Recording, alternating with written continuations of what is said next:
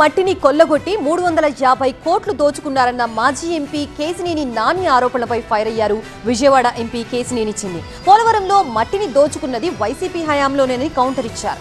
YCP దోపిడీ చేసిన సొమ్ములో అప్పటి ఎంపీ నానికి కూడా వాటాలందాయని ఆరోపించారు. బెజవాడ బ్రదర్స్ ఈసారి పోలవరం మీద సవాలన్నారు. పోలవరం కుడి ప్రధాన కాలువ మట్టి తవ్వకాల్లో 350 కోట్ల రూపాయల భారీ కుంభకోణం జరిగిందన్నారు మాజీ ఎంపీ కేశినేని నాని. అక్రమ మట్టి తవ్వకాలు, బినామీ నెట్వర్క్, మనీ లాండరింగ్ పై విచారణ జరపాలని ఈడీకి లేఖ రాశారు. కేశినేని నాని ఆరోపణలపై ఫైర్ అయ్యారు కేశినేని చిన్ని. వైసీపీ హయాంలోనే పోలవరం కుడి కాలువలో మట్టి లూటీ జరిగిందన్నారు.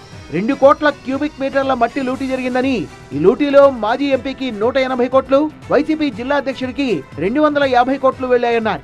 ఒక్క ఫోటో రాలేదంటే అక్కడ ఏమీ జరగటంలా. ఆ రోజున్న గూగుల్లో టేక్అవుట్ ఫోటోలు తీసుకోండి, ఇవాళ ఉన్న ఫోటోలు ఏమన్నా ఉంటే తీయండి.